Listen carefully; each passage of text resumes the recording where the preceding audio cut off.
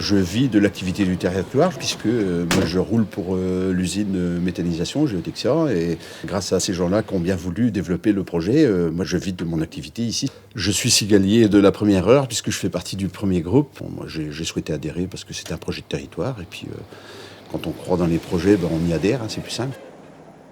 Là, on sent qu'on approche du but, en fait, qui était effectivement de voir nos éoliennes, entre guillemets, pousser sur le territoire, quoi, et pas de voir des éoliennes qui s'implantent et qui appartiennent à des fonds de pension ou des choses comme ça.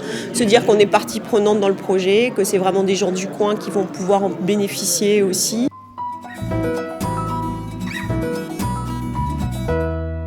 La particularité du projet des Landes du Ménez, c'est que dès le début, dès l'origine, les élus et une partie de la population ont manifesté leur intérêt pour devenir co-actionnaires de ce projet éolien.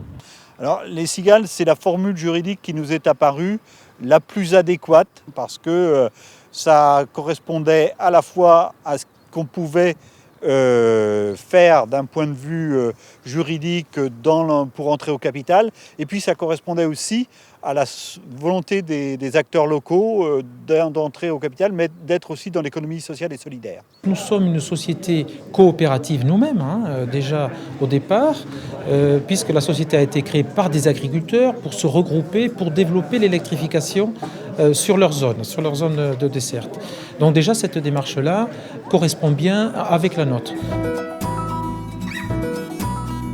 La première réunion qu'on a organisée, réunion publique, où on a mis sur la table clairement l'idée d'une participation des habitants dans un parc éolien, a été un véritable succès. Il y a eu énormément de gens à participer et cette idée novatrice a tout de suite séduit quand même beaucoup de gens sur le territoire.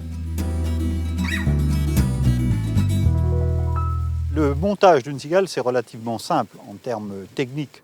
Ce qui est plutôt important, c'est que chaque participant à la cigale ait bien conscience de son engagement et qu'on ait une cohérence entre les différents membres d'une cigale. La cigale dans laquelle je suis, on a une cigale où il y a 20 personnes, et il y en a déjà 5 ou 6 de ma famille. Enfin voilà, on a fait par affinité, par gens qui se connaissaient, et puis par montant investi. En fait, ça s'est fait naturellement parce que tout le monde se connaît sur la commune, donc ça s'est fait assez facilement, quoi. Pour moi, tout n'est pas qu'argent. Il y a aussi la volonté d'engagement par rapport à l'environnement, par rapport aux différentes productions d'énergie. On a le vent, on a le soleil à mettre à profit. Qu'est-ce qu'on va chercher ailleurs, ce qu'on a chez soi, quoi, à la limite. Moi, c'est dans cet état d'esprit-là que je m'investis plus, quoi. C'est pas juste une diversification de placements, c'est l'idée aussi de faire des choses avec des gens qu'on connaît, d'avoir une cohésion. On s'engage ensemble dans une cigale pour 15 ans, au moins le temps du contrat déjà. Donc en fait, voilà, c'est aussi pour ça que ça s'est fait par affinité. On en prend pour 15 ans tous ensemble. Les deux enseignements que je tirerais du montage du parc éolien, c'est que ça a permis une réappropriation par une bonne partie de la population locale de la question énergétique, bien au-delà de la question du parc éolien. Et la deuxième appropriation auquel on n'avait pas forcément pensé, c'est aussi l'appropriation de qu'est-ce qu'on fait de notre argent et à quoi il sert. L'argent qui est dans les banques, c'est l'argent du citoyen, du dépositaire. Eux, ils font que de l'utiliser, à bon ou à mauvais escient malheureusement, mais ils ne font que de l'utiliser. Et je crois que là aussi, faut viser des circuits courts dans les financements de nos projets. Les cigales apparaissaient comme quelque chose de nouveau pour les banques, mais ils ont énormément bossé sur cette question-là. Et in fine, je crois qu'ils sont intéressés par le fait qu'il y ait des investisseurs locaux.